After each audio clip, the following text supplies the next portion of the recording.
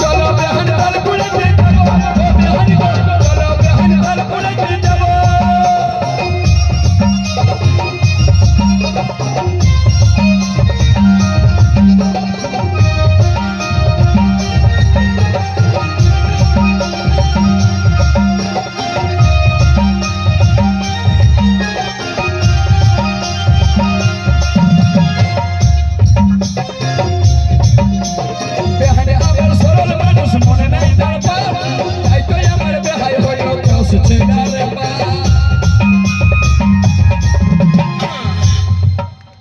এই বেহানে আমার সরল মানুষ